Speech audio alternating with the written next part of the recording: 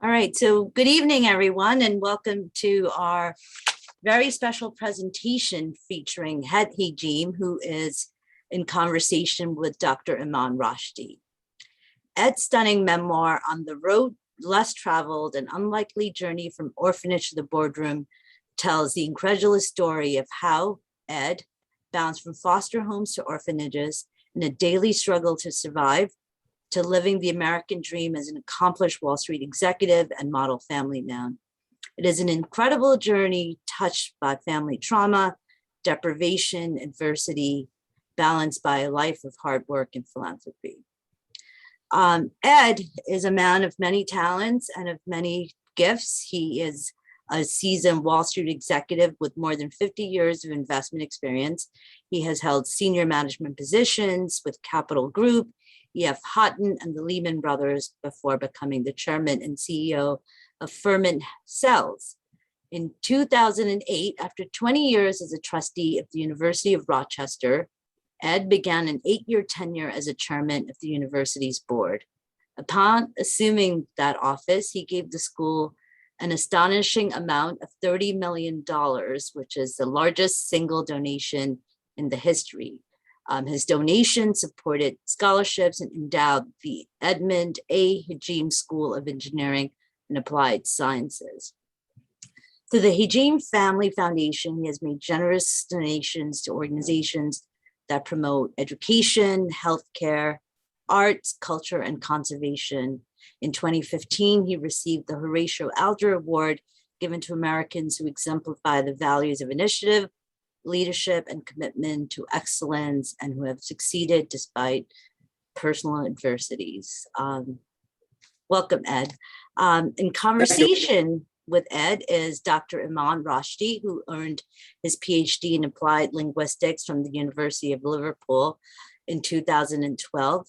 He currently works as the Green Farms Academy in Westport, Connecticut, where he runs a writing center, serves as dean, teaches English, and coaches soccer. Dr. Rushdie is an avid reader and has varied competency in 5 different languages. Originally from Iran, Dr. Rushdie became a US citizen in 2019. He currently lives in Stanford with a 7-year-old son. Before we begin this conversation, just a couple of housekeeping rules.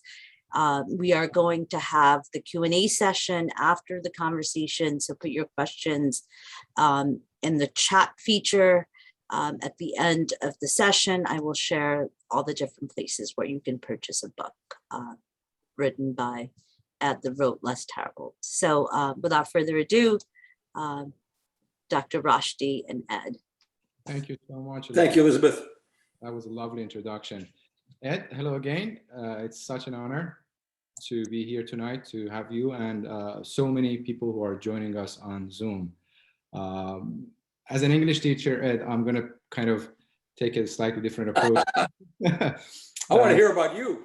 Yeah, no, please. It's all about you. My father said we were Iranian because they were in popular demand and the Syrians weren't, but then he changed back again. Because in those days, they traveled around. My father spoke Farsi too, so. Oh, I didn't know that. Now I have. By the way, Elizabeth, no criticism at all. Everybody does it. Hajim sounds much better, but it's Hajim, unfortunately. No, I actually had this. I was so proud to name the school after me because now 1,700 kids have to suffer with the pronunciation of my name like I have all my life. That was a good reminder. And Ed, when I was asked to have this conversation tonight with you and the little research that I did, I immediately realized the connection and the fact that your grandparents were from Syria and Iran or had a trade. I actually happened to visit Syria years ago when I was in Iran. I don't know if you have been to Syria or not, but it was years before ISIS and Syria turning into, a disaster that it is now. It was a beautiful country. So I found so many different connections with your story on a much, obviously, less magnitude. But I want to kind of start talking about your father. I mean, your father has been instrumental in your story and in shaping you. And you have had a rocky relationship with him over the years. So I'm just going to delve in. At one point, you mentioned in your book, Dad has 2 choices, destitute, and migration. He chose migration. That's so powerful. And I want to know what does that reveal about him and his personality to you? Well, you see, that's one of the things that, I came to the conclusion by studying this and also writing the book, is when a man rises from nothing, as he did as an immigrant, to really very success. He had his own airplane. He had property on 110th Street in New York. He had a house. He had, everything. And then he lost, in a period of 3.5 years, he lost everything. And of course, he lost his mother. She died. And she supposedly died of a broken heart. She was kind of the matron of Bensonhurst. And because there was so much, just devastation in that community, she couldn't handle it, and she passed away. My father, having nothing left, as he said, but his car and a box of cigars, and he had to decide between suicide and going west. And as I say, I'm glad he decided to go west, or I wouldn't be here. So he decided to go west, and it said something about him. It also gave me a message that you can always go on no matter how terrible things are. But given his devastation, given his losses, I started to recognize that does leave scars, and people have demons. And all through my business career, I recognized when friends of mine or business associates of mine had bad times, you had to have empathy for that. And of course, my father never, ever recovered from that. And it was sad, because it was such an enormous decline. And then, of course, having married and having that not work out, also just kept working on him. And then, of course, I look in the concept of context. When you were born in 1900 and you live 70 years, you go through a lot of things that are pretty awful. Spanish flu, First World War, crazy period in the 20s. Then you're into a depression, and then the Second World War. So the poor man, in many respects, he was 50 years old till he could basically see the light of day. And then the 70s were not easy either, as you remember. So context. And on the other hand, I was born in 1936, and we've had a pretty easy run since the Second World War. Actually, the last 40 years have been the age of Pericles. I don't think there's a period of history that, well, you're a professor, so there are very few periods of history that compare with the last 40 years in terms of scientific development, travel, wealth, comfort. We've lifted 1 billion people out of poverty, and so forth. So it's a unique period. So I'm very lucky in being born the way I was, right at the bottom. I was born in 1936, when really it was 3 years after the bottom of everything, when 25% unemployment. Pardon me, it's a long answer to a short question. My daughter works for Talks. So my biggest mistake is I answered the question too long, but it was a very important question. My father and I, the second ghostwriter wanted me to hate my father. And so I just couldn't use her, because I didn't hate him. I loved him because he loved me, even though he abandoned me 3 times, and the last time he left me completely, where I became a ward of the state. But that's in the book. You actually said at some point, for all his flaws, his love sustained me. And I think that's a brilliant way of summarizing what you just said. But again, I want to push a little bit more. When you, in the first 20, 30 pages of your book, talk about your father, at that point, you were not even born. So Ed was not even in the picture, but here's how you described your father. And again, I have my English teacher hat on, just to delve a little bit deeper into the story. You described him as someone who had a stormy mood. He was irritable. He was a handful, rigid, demanding, a monarch, eccentric, unpredictable. He had bursts of anger. He was depressed, and he had a problem with authority. You didn't say all of these in one paragraph. It was, spread out across the first couple of chapters. And this is when you were not even born. So this is the perception that you have of your father through your years later of research. Just walk us through those feelings. These are really strong words to describe your father. Well, again, these are things that I, as a child, and when I was 3 years old, he had enormous difficulty with authority. There are articles which I read years later in the Los Angeles Times about him carrying me through City Hall, me crying and him yelling at the lawyers in the courtroom and so forth. He was a very stern person, and of course I learned later on from my mother. A lot of this I got from my mother many, many years later, because all the things he said about her were not true. And she had some things to say about her that probably I fit together with the things that I remembered. But those things were all things that I remembered. On the other hand, given all his difficulties, emotional difficulties, he never struck me. He was very strict, but he never struck me. He never spanked me. He could look at me and make me cry. I mean, there's no two ways about that. I know you know from that part of the world, though, men of that era were very. I compare him to Ibrahim in the Hajj. He believed in certain things. He believed that my mother was, to stay in the house, not work, cook his meals, take care of the children, and she, he was very, very strong in that respect. So he had carried a lot of these traditions with him, and he hadn't really converted into the reasonably modern world. And so, he had these demons, as I call them, and they went on until almost to his death. And it doesn't surprise me. Very few people change that much, and especially in the old world. You go and you read it all about history and so forth. You find people just keep the same characteristics. Here in the modern era, we're starting to see people, including me, make certain kinds of changes later on in life that really are altering. But in those days, people, would go to their death with the same, even sometimes they even got worse as they got older, So, and my father did. He became more and more rigid as he got older. And so, these things I just reflected on because I projected back, but I did do research. That was one of the problems with writing a book. You have to find out the difference between what you remember and what the facts are. And so I had to go back and get the facts. And in fact, the last fact I learned in 2015, because he abandoned me when I was 15 in the orphanage. He just disappeared. And it turns out that he was in a ship where they were trying to so-called murder him. And he basically went to court and sued the shipping company and the union and had gone to Governor Dewey. And when Dewey died, he left his papers to the University of Rochester. And some researcher found my name and called me up and said, I have something very interesting for you. And that was a period when he was tangled up in the courts. And obviously he couldn't deal with a then 15-year-old. I was probably a normal 15-year-old with, very strong and had my own views and everything else. And I started realizing I didn't like being in an orphanage and all that kind of stuff. So, we had difficulty at that point in time too, because I had started to get my own opinions. And as you know, from your background in the Middle East, you don't have your own opinions for a very, very long time if the old man's around, Listen, Ed, part of my thesis now, speaking of my background, in the conclusion chapter of my PhD thesis, I argued about how people in the Middle East don't have an opinion. They just do as they are told. So you called it a monarch, I called the type dictator.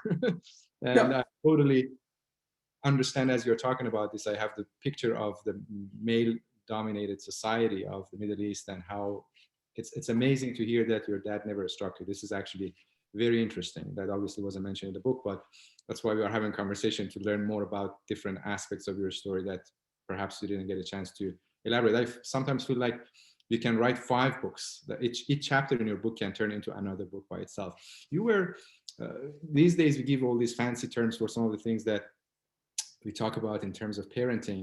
One of which is, the anxiety that children have, we call them separation anxiety. When you drop your child at the daycare, they start crying, they don't want to go in, or even in grade school. There is one really touching part in the beginning of the book when you talk about the first time that he left you to go to sea and you cried.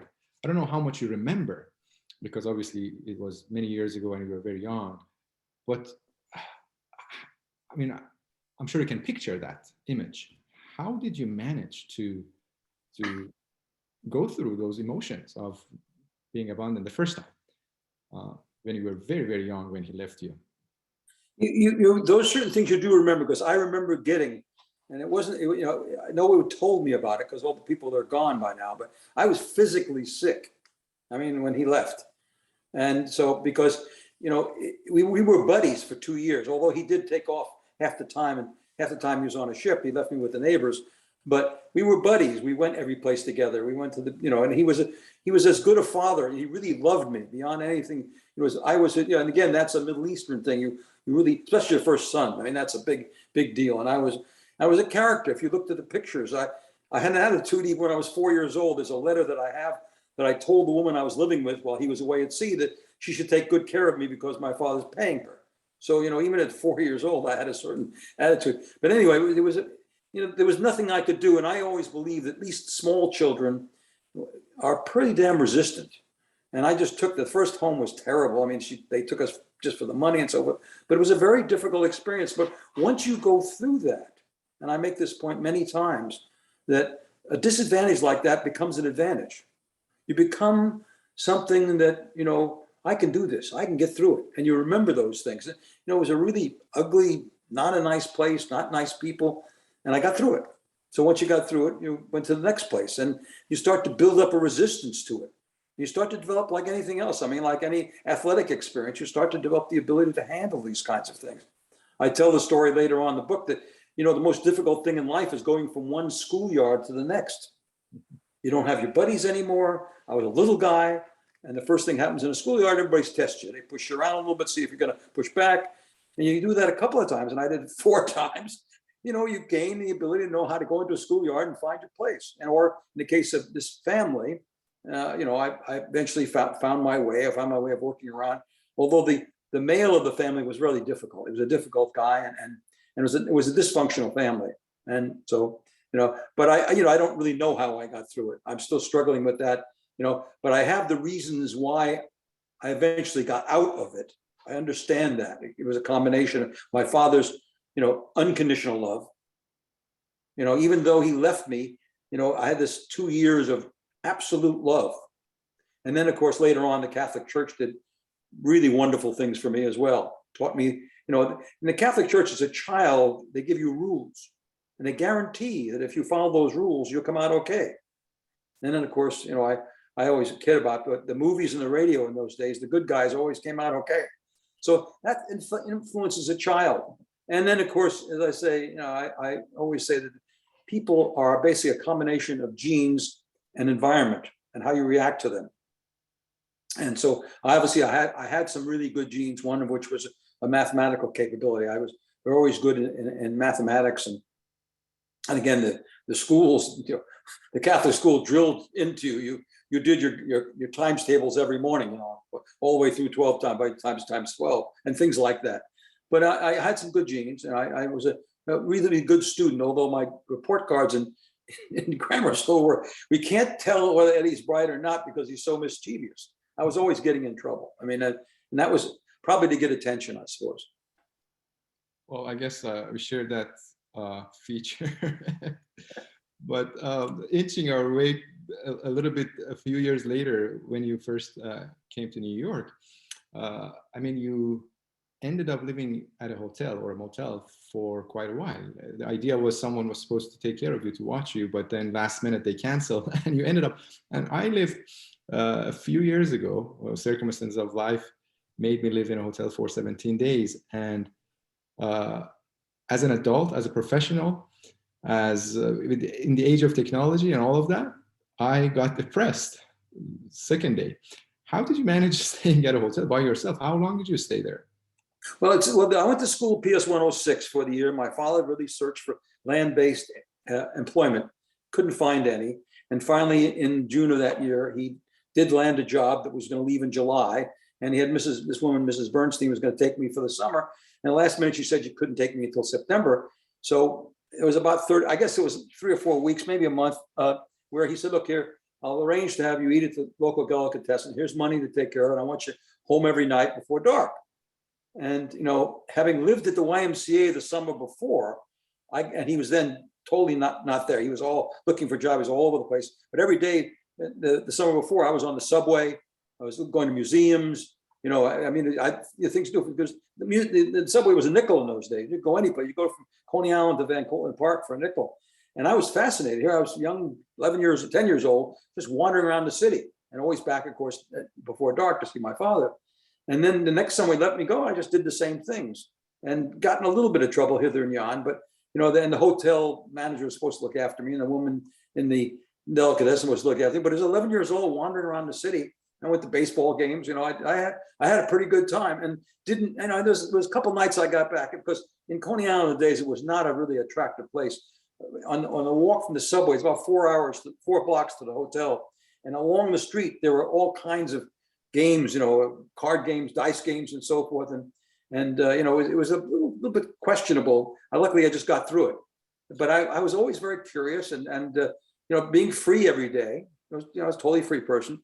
And I knew that, in a month or so, I'd be going back to this woman's house. So I sort of felt I'd get away with it. Still don't understand how I did it. I mean, I still don't recognize it. I look at my 11-year-old grandchild, and here's Joe walking to school by himself, so here I was all by myself. But I was trained the summer before in the YMCA, where, at 34th Street, you get on a subway there and you go any place you want in New York. It's you have an amazing storytelling ability, as I'm sure you know, and you mentioned in the book, which is another probably dominant gene of yours. As you talk, I'm picturing a moving picture made out of your life. If no one has approached you, I'm sure at one point they will, and I can see Jack Nicholson playing. Well, the only problem is that my leading man, Sean Connery, died, so I'm in trouble. There are a couple of people who can be good candidates, but yes. If I want to teach irony in my 8th grade English class at Greens Farms Academy in Westport, I can say, here we are talking about someone who has been kidnapped, as you put it, by his own father, and gone through a bunch of foster homes before getting to officially an orphanage. And he claims in that context that life in orphanage in New York in 1945 gave me a structure, gave my life a structure. So the orphanage and living in an orphanage gave your life a structure. That's irony, Consistency. Breakfast was at 8 o'clock, lunch was at 12. Here the clothes, they gave you clothes, consistency and I had a system. My life was open. When I went to PS 106, my father would sometimes be there, not they be there. I didn't have any surrounding. I had no surroundings at all. The kids in the school, but here in an orphanage, and there was a negative in the orphanage. Was the biggest shock I ever had was in the hotel room. We had a room, almost 2 rooms and a bathroom. When I got to the orphanage, there were 50 of us in a room, and my entire life was in a little drawer underneath my bed. And there were 50 other guys. I was at the sort of in the middle of it because I was the average age there. And it was 6 or 8 people on either side of you, and you went into the shower, and there were 10 shower heads. And so that was really a downer. But I went over there, and there was 3 very good meals a day. We went to a very good school that was nearby, and a little tiny 3-foot swimming pool. Had a basketball court, was the whole place was on an incline, so that one basketball rim was much lower than the other one. But it gave me, day to day, I knew exactly what was going to happen for the first time in my life. And I had a structure too, where I found kids that were the same as me, just about, and we had developed relationships. And one particular young man at that time has stayed still with me. He's 86, I'm 85, and we still talk about it. He went to both orphanages. But, it did give me consistency. It gave me a community, which I never had before. So actually it was a very positive experience. And orphanages are very different. There aren't any orphanages anymore. These were, and then most of these kids had one parent. There were very few real orphans there. So there was you had community, and it was very important. And then we went to a very good school. The public school there was outstanding, and that was a real break for me. We get there probably in a couple of minutes, but I love, again, the word of structure is the key. That's amidst adversity, if you have a structure and find a structure, you can somehow find your way out. A Mrs. H.T. Wellmuth, who I believe was you lived under her care for a while, described you in one of the letters that she sent to your dad as someone who is, quote, very conservative with his spending. Your dad back in 1946. Again, this is my English teacher lens, close reading those letters because they're fascinating. So do you think that part of you, I mean, you ended up in Wall Street and, your life changed in so many different ways, but very conservative with his spending. Do you think that was a prophecy? Oh, yes, but I didn't have any money, by the way. You saw the number at $1.16 or something like that. So you had to be conservative. You knew what you wanted, and there wasn't much money around. But I was conservative for I'm still relatively conservative. In fact, as I will show you, the big sign on my desk, it says, "Risk not thy whole wad."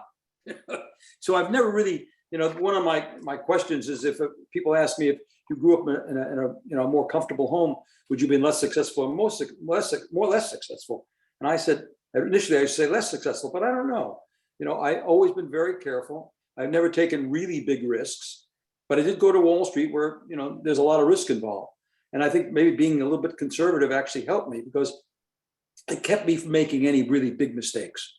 I always thought about the risk involved in anything I was doing. And in many respects, that was a second sense that Wall Street executives, which basically survive, have that sort of second sense about risk. But if they don't, then they don't survive. So it started very early. And again, these disadvantages, I had to be conservative. I didn't have money. So then that gave me a risk mentality, and I carried that through my entire life. When Barbara and I were first married, we used to have a Friday afternoon accounting because I used to give her my check, and we had to go through where she bought her gas and what the grocery bills and everything else. And that was that same conservative mentality. And essentially, it allowed me to miss some of the mistakes that were made during my lifetime.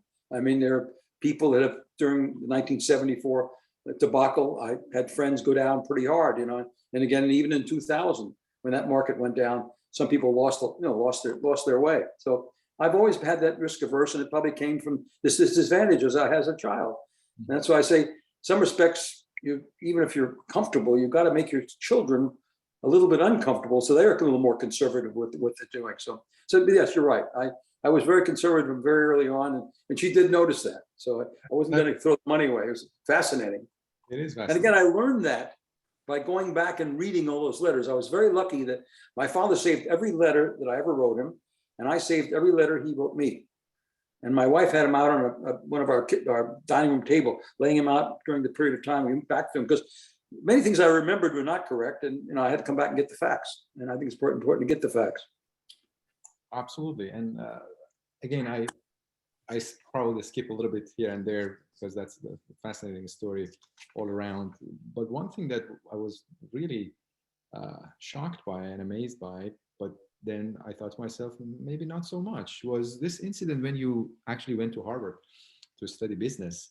I believe you had a roommate, and you're very obviously enthusiastic and excited about the first day, and you're walking around on campus and thinking someday you will be there, and fast forward, you are there, you are at Harvard and studying business. And then there's this guy who in the morning flatly tells you, I don't like to talk in the morning. He shuts you down in the middle of a conversation.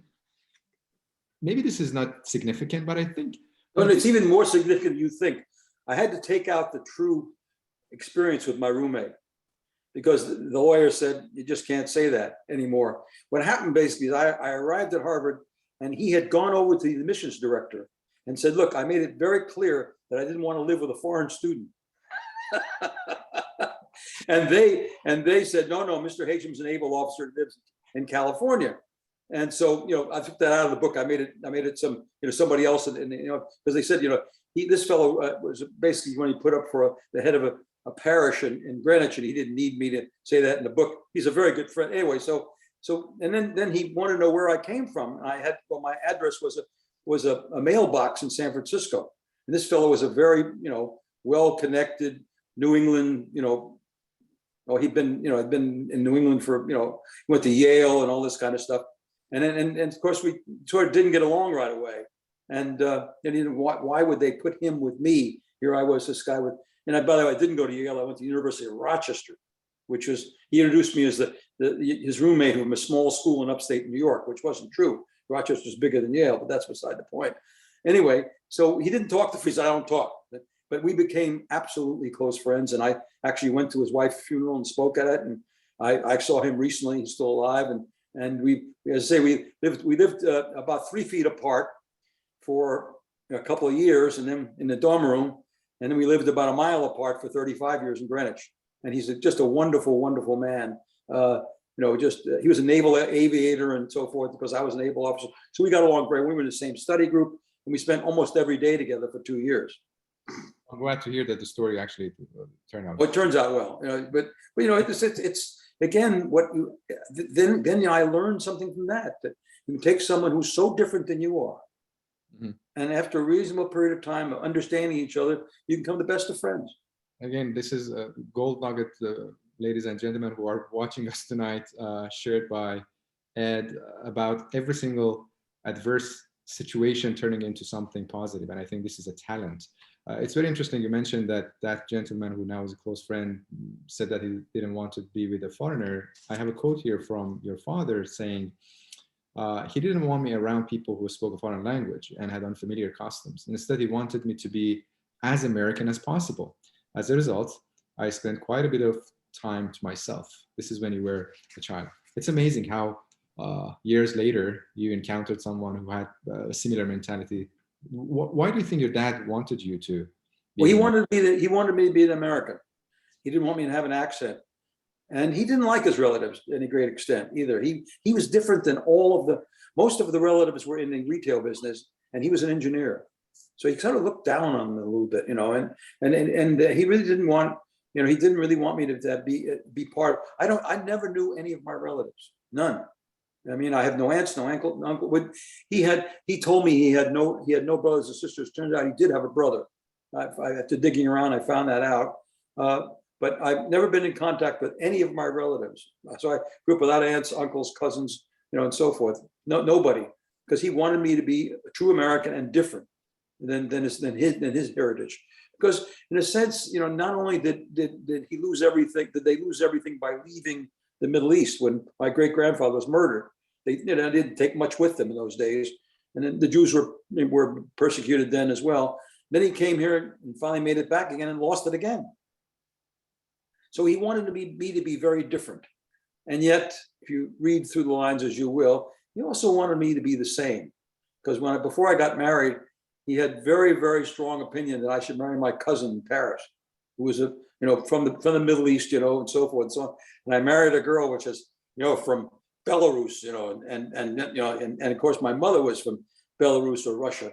And it drove him crazy. He and I disagreed on. As soon as I got to be 18 or maybe 20, 21, we started to disagree on everything. He wanted me to go to the Navy. That was fine. He didn't want me to leave the Navy. He didn't want me to leave engineering. He didn't want me to go to Harvard.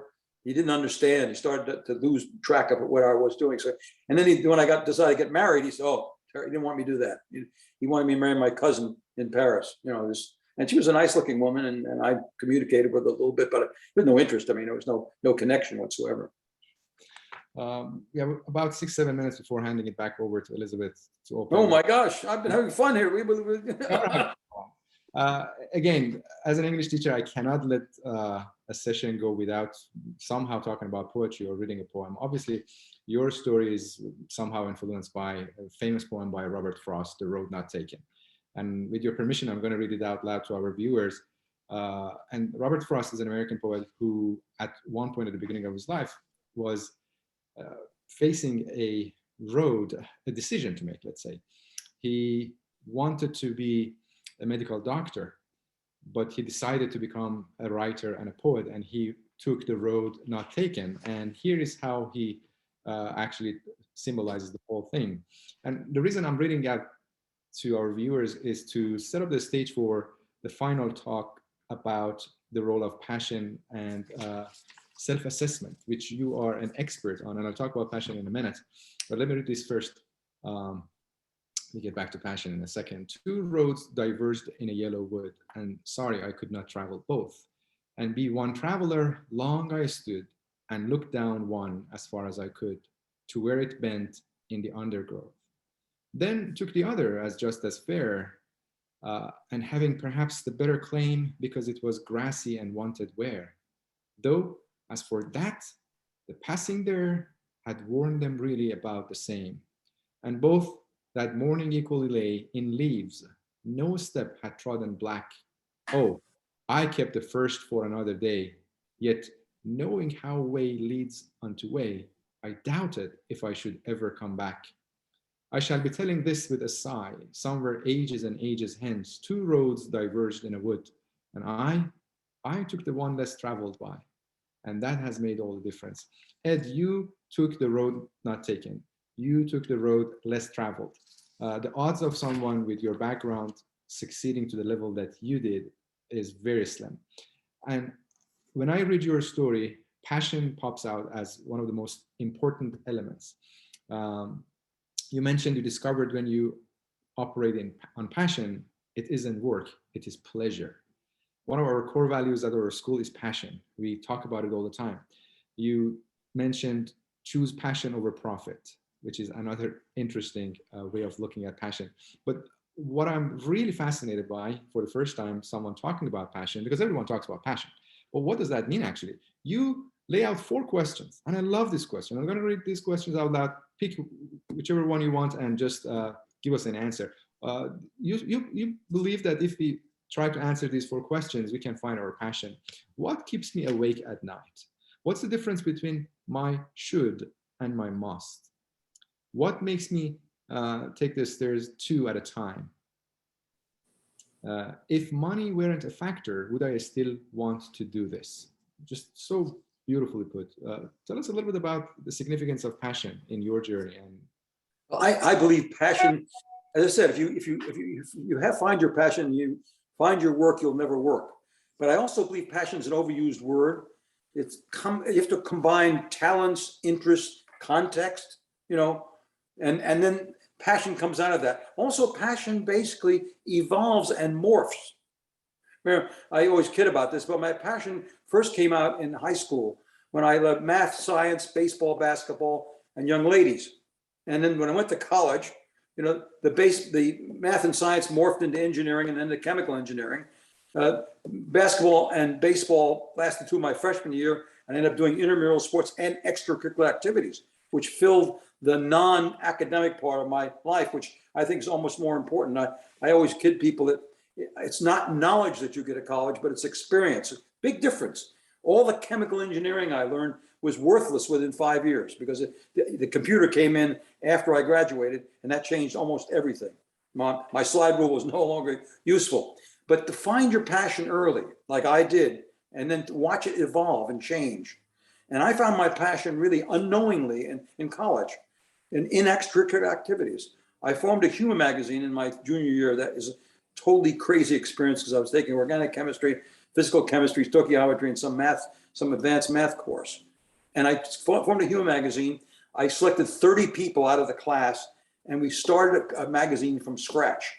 And I found out what my real passion was to help people do better than they thought they could.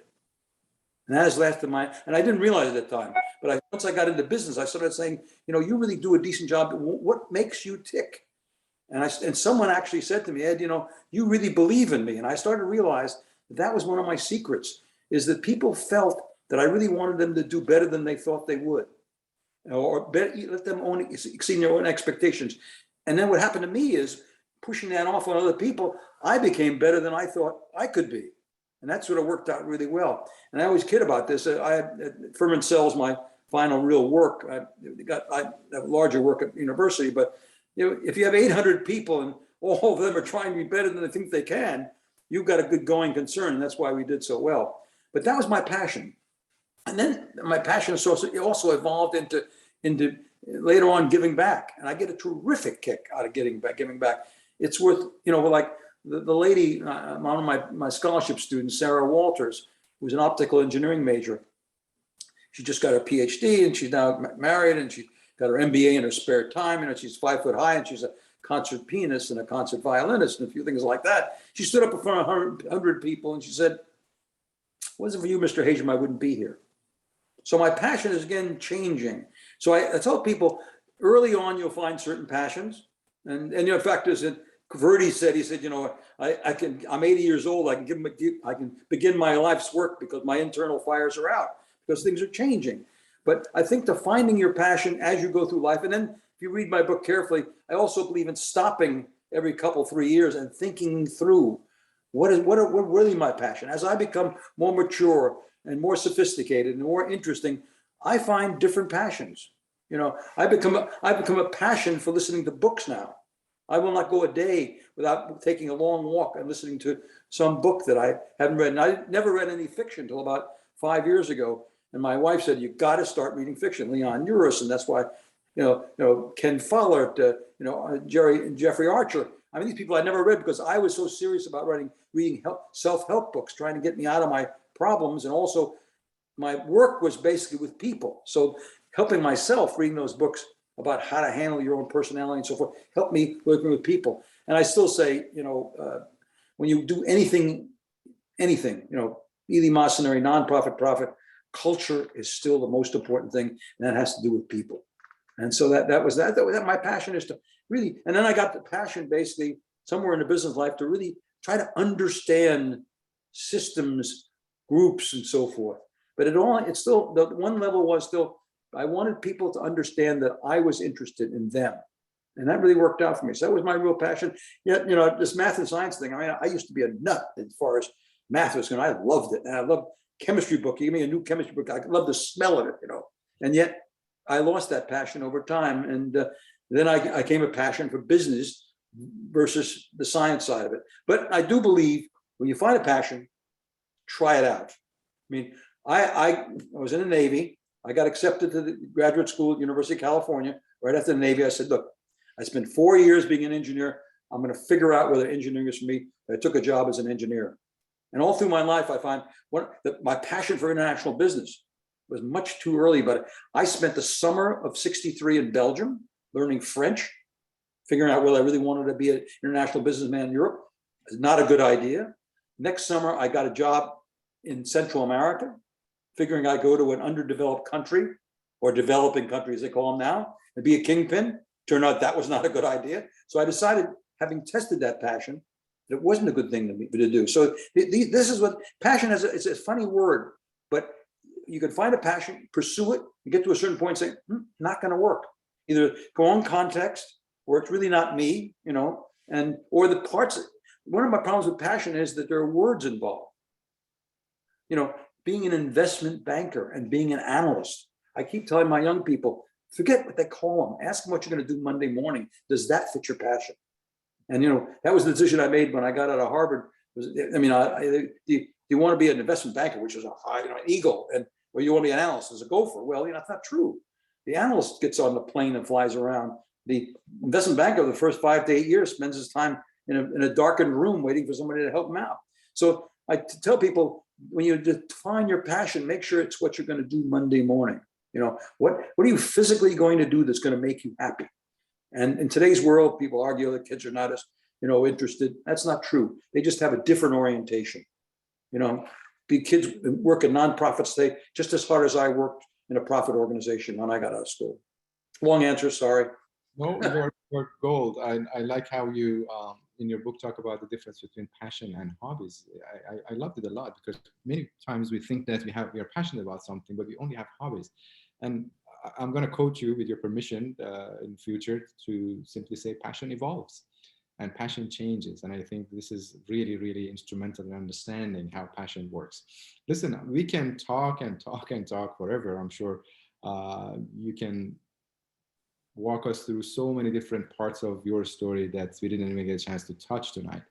But we promised our viewers to have a hard end at 7:30. So I'm going to hand it over to Elizabeth to open it up to question and answers for a few minutes. But Ed, promise me when you come back to Connecticut, we live very close by. Let's go for a cup of coffee and talk about some of the things about the Middle East. Maybe we have some stuff to talk about, or education or passion. It would be an honor. Thank you so much. Well, thank you so much. Really well done. Appreciate it. Had fun. Went too quickly. Pleasure. Elizabeth, floor is Yes, yours. thank you. Thank you, Dr. Roshdi and Ed. So we have a couple of questions here. One is someone shares that their father was found by his birth family siblings, and he's concerned and nervous about forming and developing those relationships. So what advice would you offer her father? She's having trouble with what, her father? Her father has actually been found out by some family and some of his half siblings, but the father is hesitant, if I'm sort of saying this right, hesitant about developing those relationships. So each one is a little bit different. Having done this, we spent 6 to 8 weeks thinking about bringing my mother, when we discovered my mother was still alive, bringing her into our family. And we decided to go for it. And, because my father had said some, not nice things about her, we felt what we didn't need is, not a good person coming into our family. Everything was going very well for me. Why did I want to add a person? But I thought more about it, that I really wanted to find out. I didn't know I was all my father, and realized when I met my mother, I wasn't all my father. I was part my mother and part my father. And that was very important to me in my own mentality. I didn't talk this about with Professor. Life is in 4 parts: self, family, work, and community, which is giving back. The self part of it is not fulfilled unless you have a real knowledge of your family and what makes your family tick. So I would say, and by the way, I've discussed this, and I've had a close friend had the opposite experience. He discovered his parents after 20 or 30 years, and they didn't want any part of him. And it was very, very bad, very tough situation. But I think in general, go into it with an open mind and find out as much as you can before you do it, because you may find enough information saying, no, it's not worth it. But then in most cases it is worth it, because you do find out things that will help you with your own life, and you may find family that you might want to help in addition. But it's not simple, and there's no answer to it. There's no right answer. Each person's an individual. Depends upon your situation too. Looking at mine, I discovered my mother at the right time, and if I discovered her 20, 30 years older, and she was married to somebody else, and and she had a son, and it didn't work, and that made me much more complicated. Here, her husband had died. Her son was already married with 3 children. He was out of the house, obviously, and she was alone. So it was perfect. It was perfect timing. I've been very lucky in that respect. So, you could delay the decision to meet family, but I would say that learning as much as you can before you attempt it. And I did get some help. I talked to some counselors about it, and I also my wife had the inkling that this woman wasn't like my father thought she was, or said she was. So we thought, and she turned out to be wonderful. So it was all a good break. I think the upside is greater than the downside in bringing family in, but it is an individual decision. And I think you can't make a wrong decision if you do the homework and decided this is why you're going to do it. Right? Like my son-in-law is adopted, and he finally found his biological mother, but he saw her, spent some time with her, and that's the end of it.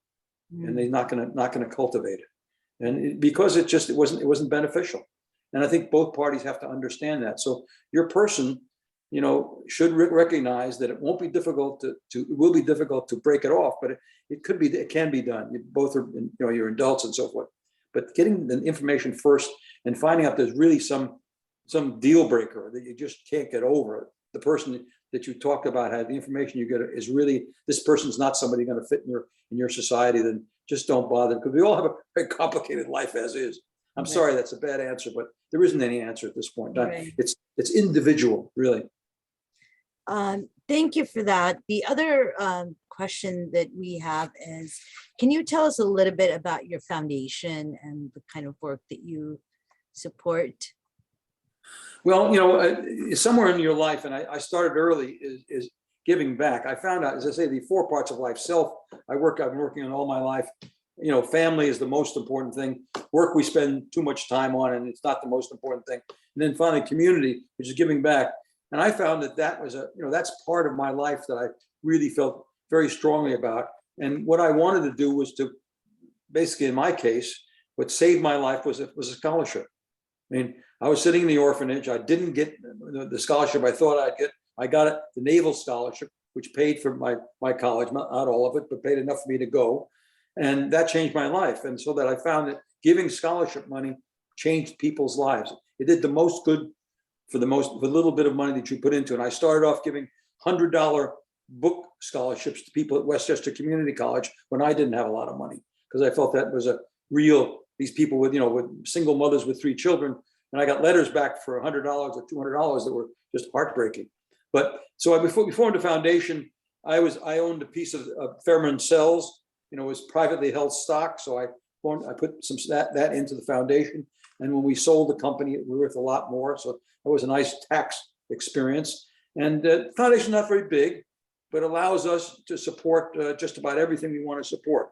We support at least, I don't know, 20 or 30 charities a year, the medical center here, the foundation here at Ocean Reef, the Nantucket Historical Society, and it's very pleasant to be able to give people money.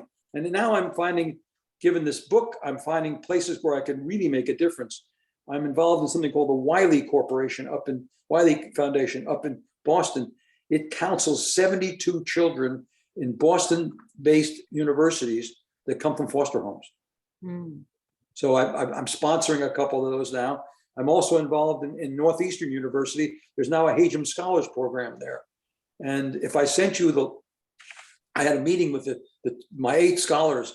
If I sent you the emails I got from them, you know that I got much more than I gave.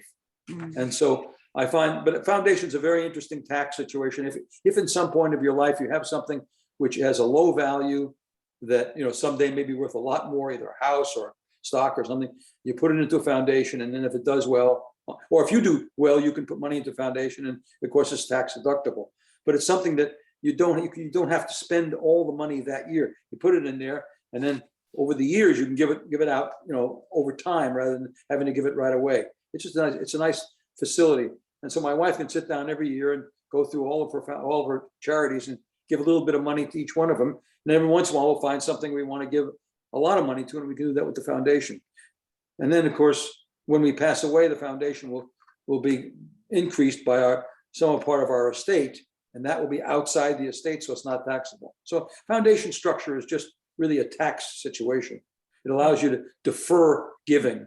But I'm sure it's more than that for you, because it's not just about a tax shelter thing. No, it's something basically that you want to do it, you want to give. Again, this is a way of just every year making sure the foundation does well, you put more money into it, and you just get terrific satisfaction out of.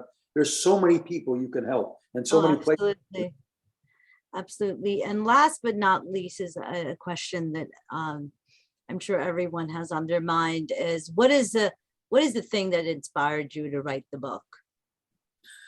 Well, it's an odyssey, unfortunately. I bet, and one of the things I thought you might ask, and I is that when I was 18 years old, I decided to bury my background. And that's a choice people have. Psychologists will tell you today it's an absolute mistake. But, a little bit of deceit, or a little bit of not paying attention to it really solved a lot of problems for me. I didn't have to explain to all the people about my background and orphanages and foster homes and so forth.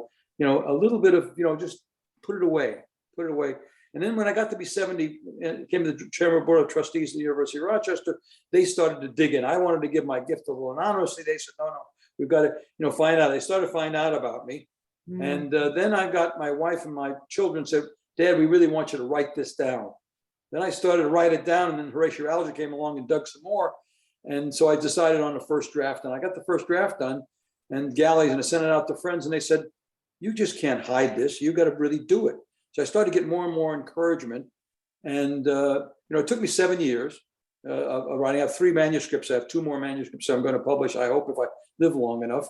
But, what I'm getting now is in my own life, basically, I've always asked what's next. Mm-hmm. And it looks like what's next to me is taking this book. And as one of my dear friends said, you should have a Midas goal of every freshman at every college in the United States read the book. So my goal, I have 6 colleges now and one secondary school, that I'm getting satisfaction. People are inspired, and they get the message that anything is possible. Really, anything is possible. And there are other messages in there that are, I think, really very important. Don't be a victim. Use your energy to figure out what's next and go after, because that's just as hard as being a victim. There are a lot of education is a solution to everything. It's in there. Find the right partners. I mean, partner 1 is so important. Barbara, without Barbara, I wouldn't be here. I mean, she has helped me make decisions all the way through. And that's these are messages in there that I think that people will get. Plus the fact my business career, it looks like I couldn't keep a job, but I do give impressions of why I left each job, and also moving from engineering to finance. It's changing careers. That's an important decision, so people can see how I did it and why I did it. I'm a big proponent of graduate school, because I think, graduate school, why graduate? Well, simple. gives you another look at everything for a couple of years. And obviously my look changed my direction. It also gives you what I call 3 more summers, where you can go to Belgium or go to Central America or go to Tokyo or go to a mental hospital and find out what that's all about. And you can test out these words that you hear and see what they really are like when you get into it. So, I find that that's really the reason I wrote the book. Again, everything morphs. Originally, it was going to be a coffee table book for the family, but as it morphed into much more than that. And my last ghostwriter said, "No, we'll get you a publisher." And then we got a publisher. I was going to print it myself. Publisher says, no, we're going to publish this thing. And then I got a publicist in Westport, by the way, and she said that this is something we can take every place. So they've encouraged me, and so far I'm comfortable. I should tell you very clearly that one of the rules I lived under while I was in Wall Street was to live happy, was to live hidden. I stayed off television, I stayed out of radio, I stayed as much as I could out of the newspapers, and I just felt that living hidden was fine. And now I'm out in the open, and it scares me a little bit because when you're out there in the open, people shoot at you. And so far so good. My daughter been very nervous about it, and so far, as I said to her, most of the skeletons in my closet are dead, I suspect. But I think that your story has not really ended. And I think that from what I've been hearing from chat and the Q&A, I think the feeling is that there's so much more that you can share with us, because for so many of us who are entrepreneurs or like heading nonprofits, I think that your insights are really valuable, right? And I think that I hope you continue to share that. Well, so far it's been very satisfying, and the fact that I have been an entrepreneur, an entrepreneur, and I have I've had my good solid failures. One of my bylines now is early failure is a gift. Right. Early failure at 35, I really failed big time, and that's important. And that's what. And also, when you fail, there's a statement in my book that says, "A bend in the road is not the end of the road." Right. Yes. So true. So many people, and you can be successful so late in life and in different ways, and I think that's why I don't criticize the kids today. Some of them are taking on some of the real problems in the world, and not getting financial remuneration, but they don't care. And so God bless them, Right. So I just want to share, there's a few places where you can purchase Ed's book, The Road Less Traveled, a couple of local areas, Barnes and Noble, whether it's online or whether it's at the Stanford Town Center, Elm Street Books in New Canaan, and then the Barrett Bookstore in Darien. But besides that, there's also libraries where you can borrow Ed's book. We do have it on our shelves, and if there's more interest, we'll buy more copies. So please come visit. Elizabeth, one favor, if you do like the book, please Yes. go to Amazon and give me a rating and a review. It'd be my publisher makes me say that every time I make a presentation. Okay, point well taken. Yes, I'm sure Dr. Rashti and I will submit a review of your book. Thank you so much, everyone. Thank you, especially to Dr. Rashti and Ed Hajim, right? Right. I'm sorry, Elizabeth, but everybody gets it wrong. And even though I wrote it down and I practiced all evening, but I'm sorry. but yeah, thank you anyway. And I hope that when your next book comes out, you'll join us again. Elizabeth, thank you for all the stuff you've done, and thank everybody for listening tonight. It's been my pleasure. My pleasure. Okay. Good night. Have a good evening.